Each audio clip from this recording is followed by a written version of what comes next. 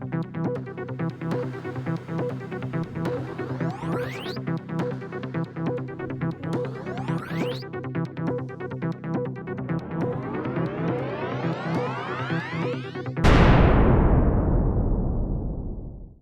to another episode of the NeuroMarvels. Hi, everyone.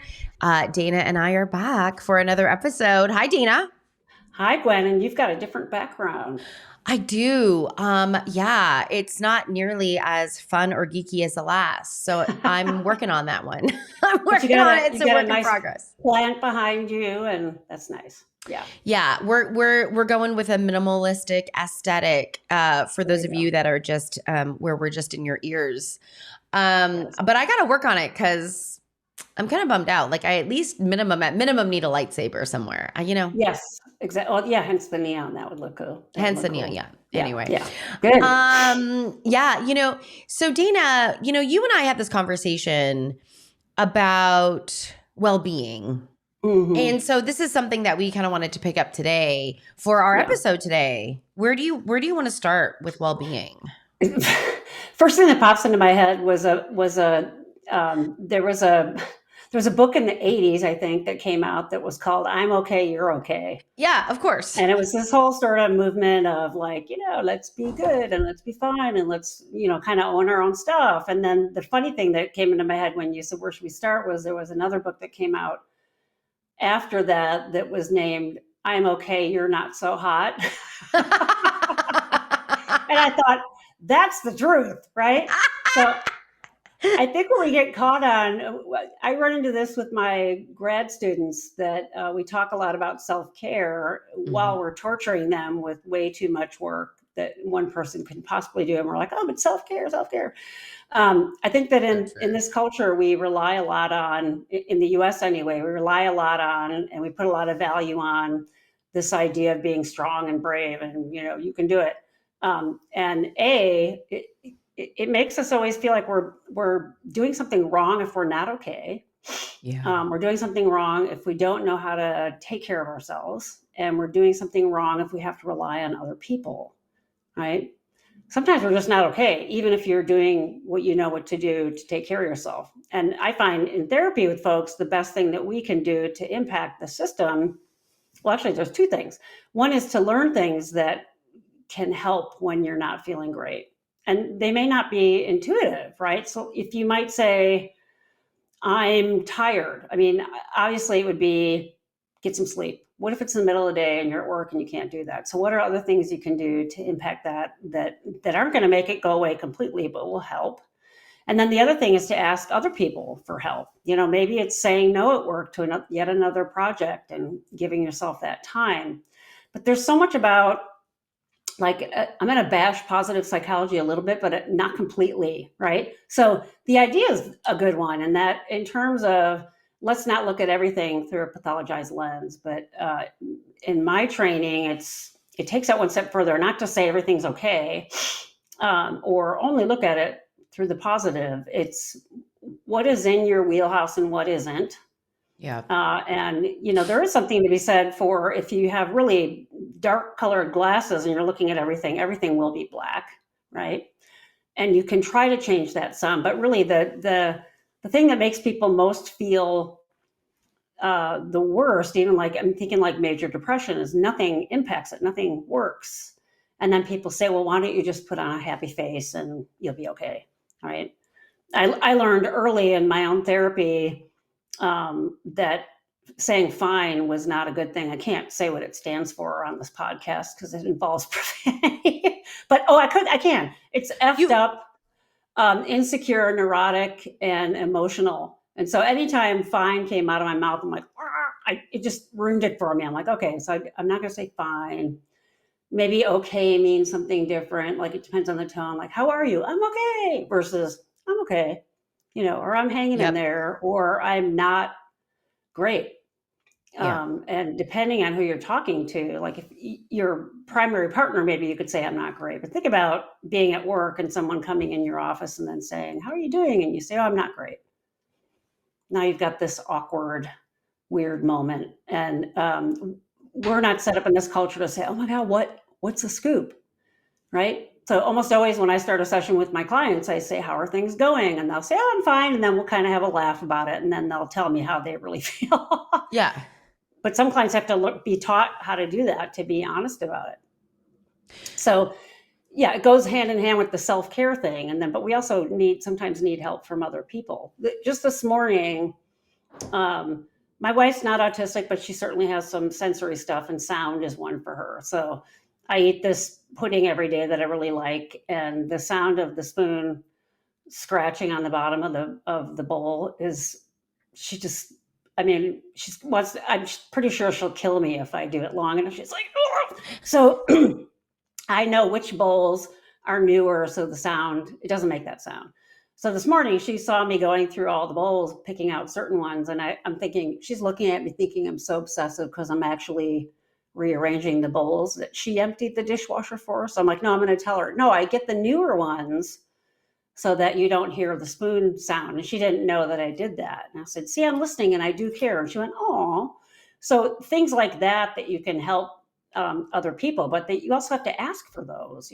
If she'd never told me and was just living with that all the time and wanting to kill me every day because of the sound, it's a tricky place to go, to be honest with how you really feel, ask others for help. And then also it feels like there's this over accentuation on the positive in this culture. Everything's supposed to be great and shiny and, happy, and it's supposed to be going well. And you can have something in your life that's going well and then have something not so well at the same time. We sort of talked about that simultaneous thing that you can have that most people think you can't do those at the same time. Yeah. This is a big topic for anybody. Certainly a topic that I talk with my clients about, and something I'm aware of myself every day. Right? Yep. I mean, I think there's so many things at play, right? Like systemically, we've got social media where, oh God, your experiences are portrayed through a curated lens.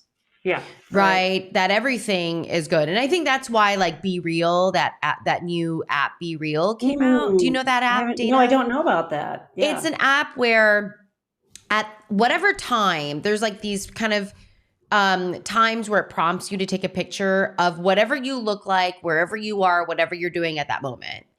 And it's kind of this idea of like, hey, whatever you look like, whatever you're doing, like, take a picture of it. And so it's this idea of like you kind of portraying your more authentic self, if you will. Okay. Real and uncurated, like Be real. Yeah. But I'm sure people hack that as well. I mean, the thing here is, that one, we societally don't talk about negative emotions or emotions that are perceived to be negative or troublesome or, kind of trigger suffering, that, and that we're not really taught how to be vulnerable with people, right? Yeah. We're not taught how to communicate our emotions as we feel them. We're not taught how to understand what sometimes our primary emotions are. So like, for the audience who are not familiar with that, it's like, on the surface, you might be irritated with something, but deep down, you might actually be scared about something, right? Like, how do we understand what our primary emotions are? But like, there's so many pieces, emotional regulation and emotional communication needs to be taught. Whether you have that modeled for you, but these are not skills that you get through osmosis, that you get naturally. Right. And so I think it's like, we don't want to talk about, emotions like anger and frustration and irritability and frustration, right? Like we don't necessarily want to, and sadness, we don't necessarily want to talk about those when those are normal emotions that come up. Like, how do we do that? And then how do we do it with people that may not also have like good emotional IQs, right? You can do it with your wife because you have a trusting relationship. Right. And it might be still clumsy even then, but you can trust that both of you are invested in seeing each other and understanding each other. And that's come through a lot of hard work. And you bring up a really important point, is that we have to learn these things. These aren't inherent. It's not inherent to know and be able to name what your feeling is. I mean, we're supposed to work on that. We're supposed to get that as children, right? Where we're just dysregulated and we don't know what's going on. The parent says, you know, the proverbial use your words, but also, what are you feeling? You know, maybe help round that out. Well, I'm just, you know, I'm frustrated or I'm just mad. And then as a little kid, you could say mad, but there are so many little slices to anger that get sophisticated if you learn how to use those things, right? And we do have to learn it. So if you haven't learned it, it's really hard to express it. And if the other piece of that is, like you said, negative emotions, I think a lot of what happens is the person hearing it isn't equipped to deal with it. That was a bigger learning curve for me, was to be able to, I mean, as a therapist, right? We get training on how to sit with people's hard emotions, but to not have to rush in and fix it. So if you're saying, yeah, I'm feeling really sad today, the impulse in this culture is to be like, oh, well, what can I do? Why are you sad? You know, let me make you feel better. Versus, oh, I'm sorry. And just being with that person and aligning with that energy and just hanging out there in that space. It doesn't need to be fixed. Yeah. Right. It needs to be, there's so much there. We're starving as a culture for being mirrored and being validated and just being allowed to be who we are. I think the younger generation starting to do a little bit better job of this. Which is heartening. You know, they're getting more input from more places now, I think, than we did as kids. Yeah. And I think that mental health, especially I think coming out of COVID, really people are, you know, acknowledging that emotions matter. You know, I think the other piece too, Dana, is, you know, one doesn't feel safe to be vulnerable with another unless that relationship has set the tone for safety. Yeah. And if I think about how I was raised, where emotions were not, we did not talk about our emotions when I was a child. I didn't learn how to manage my emotions. Well, I did learn how to manage my emotions, you know, when I was growing up, which was stuff them. Yeah.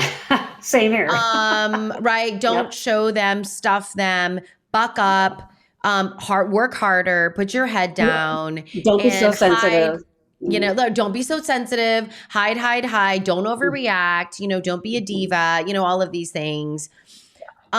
Which, you know, I just happen to cope with that by putting it into things that I could achieve. That's, I mean, while the outcome of that is it looks and appears healthy, right? Yeah. Straight A's appear healthy. Okay. I really didn't learn how to manage my own emotions, really sit with them. I think, you know, to your point, sit with them and acknowledge them as real until I really started to do my own work. Yeah. And that was really, you know, and I needed to do my own work, you know, even through grad school, being a psychologist, being able to do that work, which was very valuable for me as a person and valuable for me as a therapist, you know? Yeah, absolutely. But I think oftentimes, and we talk about this, we've spoken about this through, you know, our episode on sensory sensitivity, but, you know, we are sensitive to our environments. And so our ability to be emotionally vulnerable with people, especially when we don't know necessarily how to do it and we're trying to do it for the first times, or it's a newer skill for us, man, if you don't have the environment in which you can be vulnerable, I don't really know. I mean, that's the role of therapy, right? Like, I mean, that's where the therapist work comes in. But man, I just, it is a bigger issue here. You know, you need a place, you know, to it's like be sending real. sending someone to rock climb without a rope, because you can practice it in therapy. And if you go back to an environment that isn't, you know, you mentioned my wife and my relationship, it's something we worked really hard on, to trust each other. Yeah. And to be able to say when we don't, and to witness each other in not great emotions. But so many people, you'll say, go practice this thing, and they'll have a really bad experience because their family's still in that stuffing mode and doesn't want to talk about it. Yeah. And then you can talk about the limits that some people have. And then a lot of people, when they really get into deep therapy, end up changing their social networks because they've had this old network of people that are all stoic and don't want these people to start showing their emotions. And then they try to gravitate towards people that do. But absolutely. I mean, it takes, I used to joke with my therapist. She'd say, you're frozen, your feelings are frozen, whether you say stuffing them or whatever. Everything was just sort of frozen. And then as they started to thaw, it's like if you go outside and your hands get really, really cold to the point where you can't feel them anymore. When they start to warm up, there's that period that they hurt. Yeah. Before they warm up, you're like, oh my God, I'm going to die. That's what the feelings were like. And I'm like, damn it, why did you make me thaw? Because it hurt so bad, right? But really that was allowing those emotions to be felt. And I remember her saying something that was really key to me, which was really a nice metaphor for me to hang on to, which was, when you freeze your emotions, you've frozen them all, which means joy and goodness and all those you haven't been able to feel either. And so that the pain part is all old. You work through it, that will dissipate, but then you'll also be able to feel more of that connectedness and joy, which was true. That did happen. Then I got addicted to it. I'm like, hell, I'll walk through anything as long as I can feel this good at the end of it. I also make a guarantee to clients. It's the only guarantee I make in therapy with clients is if you walk through that really crappy, horrible part and you don't stop yourself, you actually motor through it, you will get relief on the other end. It's when we stop ourselves halfway through. But the thing that's so vulnerable, like you keep bringing up the idea of vulnerability, and that's when my ear keeps hooking onto. So there's so much about our basic wiring that is to not be vulnerable because it's a survival thing. You don't lay there splayed open for an animal to eat you and eviscerate you. So if you have a family even if your family doesn't respond at all and you give them something really vulnerable and they don't say anything, that can really feel injuring, right? So it's that lack of any warmth and compassion, even if it's the person stopping what they're doing and saying, oh, I'm just going to be here to listen to see what you say or what you're feeling, or a hug or whatever that is.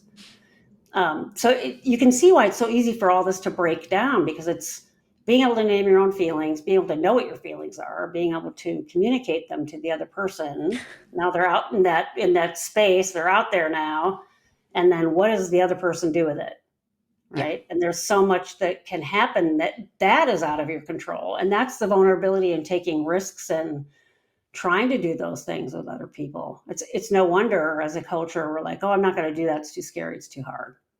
But that's where that resiliency piece comes in, because if you know that you're not going to get held by everybody, then you can interject that holding and say, okay, that person has limits. I'm not going to put all of my energy into leaning into that person. I'm going to make sure I hold some of that myself so they don't drop me, or I don't let myself get dropped. Right.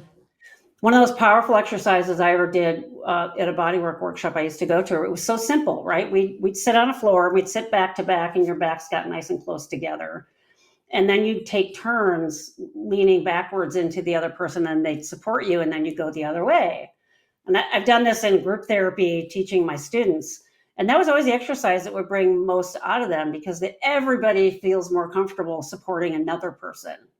It's easier. Oh, I can be strong for you, even if they're hurting. Yeah. Oh, my back's killing me, but I'm not going to stop supporting this person, versus letting go and letting them support you. Most people thought they were holding them for like 10 minutes when really it was like 30 seconds, right?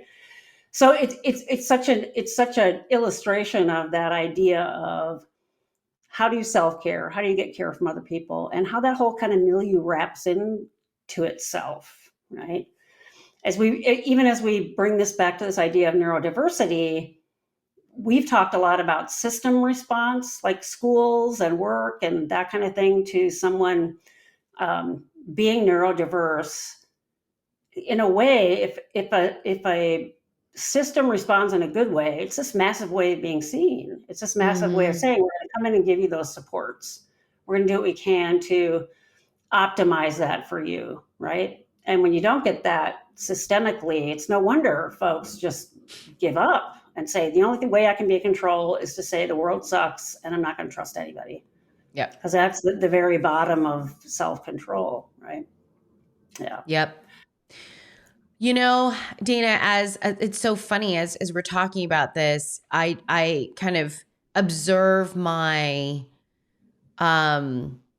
my protective mechanisms kick in, I'll share those, which is, yeah, but, okay. Yeah. You and I know what the yeah, but means, but yeah, but, you can't go around and just like leave your emotions everywhere. Right.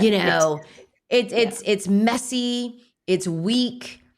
It's not appropriate. I mean, after you're at work, you got to work, I mean, this kind of goes back to our, kind of our episode on masking as well, right? Like,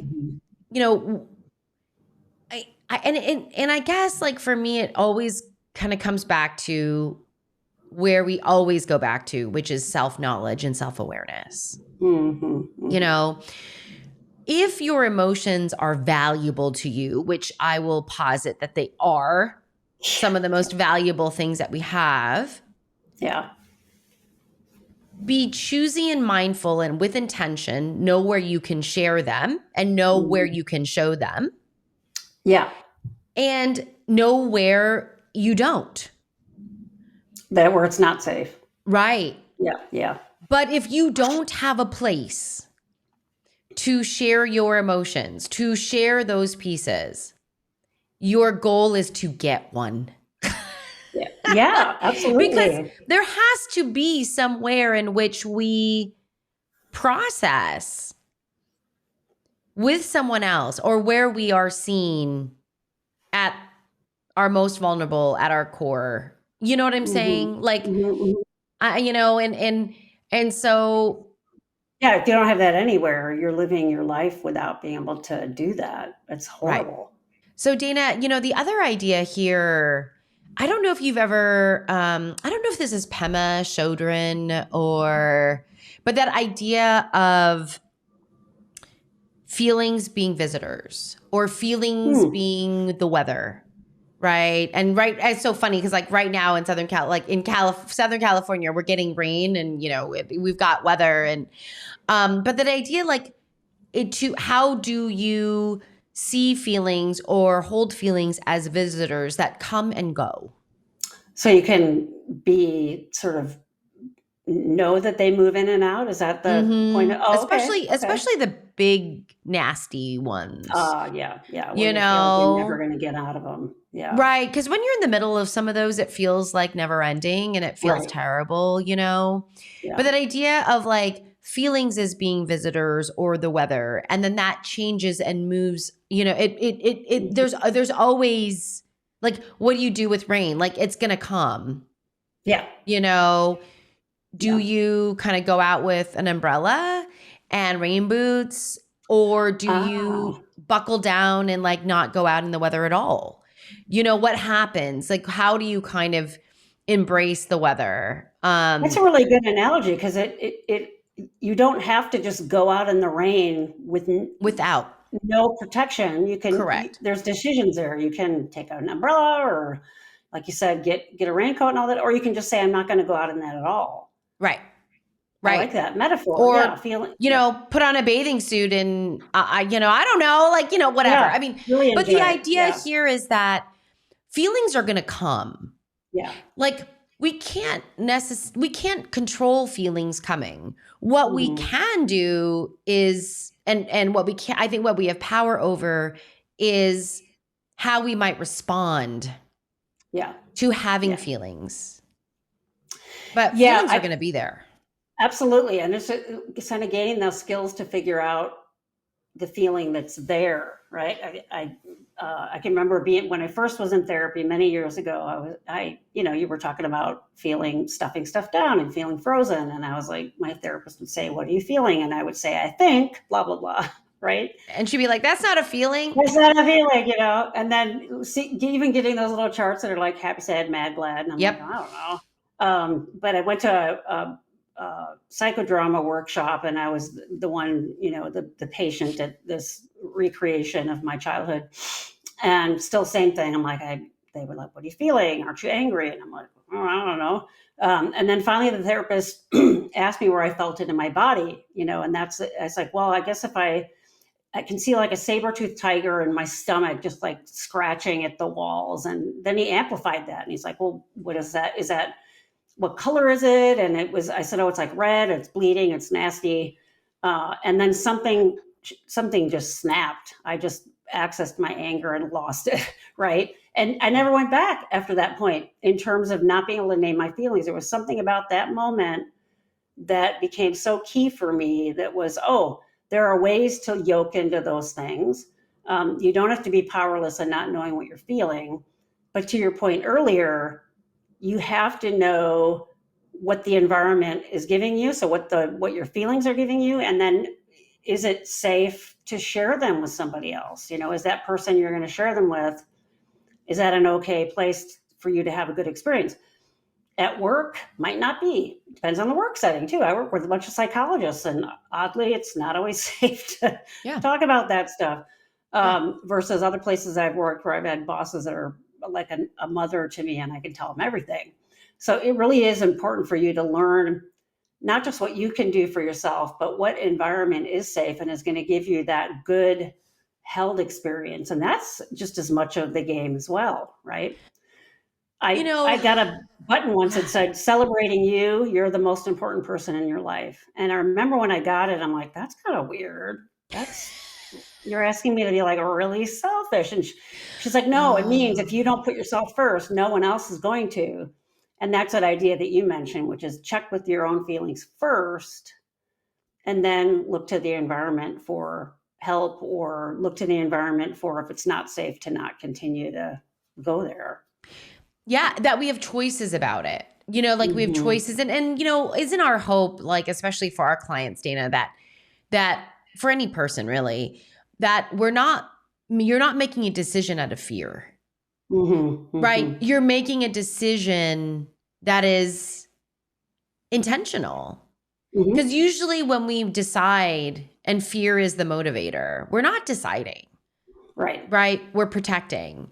Right. So I think the other piece of this, and I don't know if this is like too much for this episode, but something that my very, very bright neurodiverse clients often do, because their intelligence, they can think about, me, like, being average-minded, can think about maybe a few ways that something can go bad, but my very bright clients can think of 100 ways it can go bad, which is why their anxiety is more amplified than mine, probably. Right. I just, my one of my clients from Caltech, I'll never forget this. He told me that he believed that anxiety is the shadow of intelligence.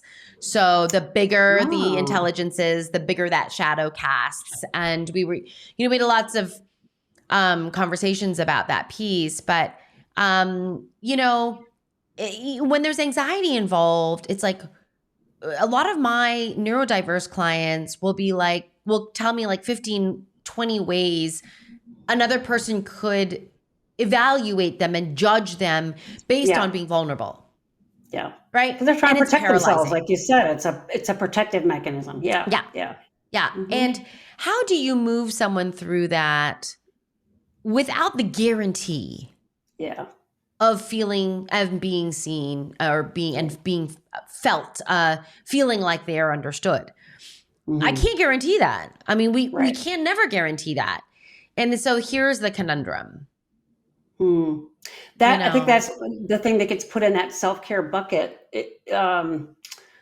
There's more to it than self-care. There's like self-awareness. There's just as much knowing that instead of saying, see, I suck, they rejected me. Being able to say, oh, they have limits and I'm not going to be able to lean into them completely. And people do have limits. So, if you have a parent or someone in your family that isn't going to change. And I'll ask my clients, why do you keep letting yourself be vulnerable with them? They've shown you they're not going to hold you. Oh, right. And then how can that becomes the reframe then, instead of just thinking, see, I am horrible. It's affirmed my belief that I'm bad and bad things will always happen. Like you're saying, that coming up with 100 different ways things won't work. Right. Switching that to, okay. The empowerment is putting it back into the internal world, which is, how do you frame their limitations? But there's a grieving process in that. If it's like parent or a sibling or something that you really want to be there for you and they can't be, Totally. there's a loss in that. It's like, I really want that. And then or if they die and then you're like, well, I never had it. Now there's no hope or something along those lines. But you have to get sort of real about it. They're not necessarily going to be able to give that to you. Yeah. And that you're not being mean. Like, so Right. another place where my clients go is, well, that's just mean. When I say Mm-hmm. that about my mother, Mm-hmm. that's being mean. She's trying her best. Oh, Right. And it's yeah. like, well, where do you draw that line? Sometimes my clients will say, well, because I'm hopeful. I keep going there because I'm hopeful that things will change because she has changed in the past. Right. So this is like, there's nothing, it's so tricky. And I think it's like, yeah, it is tricky. I think as long as we're making choices, Mm-hmm. like conscious, volitional choices. Yeah. Versus feeling like we're being tied up behind a pickup truck that's just driving down the street and we're getting drugged behind it, Like, right. I don't think that was the right word. I think dragged. No, I love that Dragged, because this popped into my head. I remember as a kid, like we'd go out to a restaurant and I'd try to pick what I wanted. And not surprisingly, I'd always get the same thing. And I'm like, well, I should try something different. And the disappointment when I try something different and I didn't like it, because then I'm like, oh crap. But as an adult, my wife and I'll say this to ourselves all the time. We're like, if you buy something and you don't like it, you don't have to eat. You can just make something else. And you really don't have that choice as a kid. There's more powerlessness literally when you're a kid, and you learn that the whole world is, you have no power. Yes. To later in life where you're like, oh, okay, I can, if I ordered something and it wasn't very good, you know what, I'm going to just say, forget it. I'm going to order something else. Yeah. And as soon as you can sort of flip that script, it sort of reminds me of that, right? Because that ability to control the narrative is only within us, but not in a way that's like blaming, because then you can go like, well, I suck because I'm not even controlling a good internal narrative. It's really hard. This is a really hard thing to figure out and master. It's not just about, self-care, go get an ice cream cone. It's about self-care, like what is really going to, if you were living with your 6-year-old self, how would you be soothing that little 6-year-old right now? And that usually gets people to think like, would you say you suck and no, you picked the wrong ice cream, you stupid, dumbass kid? I mean, you'd never say that to your little kid. So why are you doing it to yourself? Yep. Or even as an adult, would you ever say that to someone else? Totally. Would those words come out of your mouth with someone else, and it's because it's private. Mm-hmm. Like, no one, there's no accountability for it if it's private. I always think it's like, people who pick the nose in their car by themselves, it's like you'd think no one sees you, like kind of, like that's not really a nice visual, but you know what I mean? Like, but we know people do it and it happens, and it's the reality of what's going on in the world. Yeah. Yeah. And so, I think, it's really, I think as we're talking about this, like, what are my hopes, because you and I, our hopes for this podcast are to have real, honest conversations about what it's like to be in the world, no matter your neuro profile. Yeah, absolutely. Right? Yep. And I think it's just like saying, hey, like, how can we make emotion sexy? Yeah. Yeah. It's a big fight. Yeah. There's a lot of pressure. It's a big fight. I mean, I think like, like Justin Timberlake's like bring like, that sexy back song. It's like, how do we like bring like emotions to that place where we can have those conversations without everyone getting dysregulated about it? Yeah. Yeah. And having it not be an excuse. Yeah. Yeah. Like that's I think that's people's worry, right? You're going to use emotions as an excuse to not work, to not engage, to not take accountability, to, but how do we say emotions are information? Or they're in, right? And that's sort of what I see with the younger generation that is heartening. So what came to mind for me was the phrase, I was ugly crying. And I'm like, well, maybe not use the word ugly, but I'm like, well, actually that's okay, because people are sharing that and saying I was ugly crying. They're not saying I shouldn't have done that. They're like, that's a thing. and it happens and I was doing it. And then other people are like, yeah, I ugly cry too. So Yeah. that is sort of changing that narrative and making it okay, which is awesome. Yeah. Unlike my webcam that keeps scrambling. I know, Dana. Maybe that means something today. Maybe this is like, see, it's not perfect. The edges sometimes blur and your face does weird. And now you get to beat me out. And that life is messy. Life doesn't have everything in focus, and people fart and pick their nose, and it's right. That it's not the curated Kardashian life. And I wish we could all just be kinder to each other. Yeah. Yeah. And to ourselves. You know, I think like here, like the idea of today is like, be okay with yourself. I'm okay. You're okay. Yeah. Or I'm not okay. And that's okay. And that's okay. There's something you use. It's always stuck in my mind when it's a net positive. Net positive. Is, that's right. You know, it might be 49-51. It might not be that different, but if it's a net positive, awesome. It's still a win. Yeah. Don't be so black and white absolute about things. Be able to hold that multiple things at once happen. You brought up dialectical earlier, which dialectical for everyone is, you know, being able to hold opposing things. You know, I can love someone and be angry with them at the exact same time. When we can hold those dialecticals, we don't tend to get so dysregulated, because when someone we love is angry with us, it's not that they don't love us. Yeah. So that's a piece. But anyway, wow. I mean, maybe, you know, from an audience perspective, you know, I would just encourage people to maybe make a comment, you know, about how do you want to, I don't know, not that how do you want to be seen, but like in your mind, you know, where do you feel emotions lie in the world? You know, what's the status of emotions, and how we hold emotions and understand them. But anyway, all right, audience. Awesome. Thanks for listening. Yeah, thanks for listening.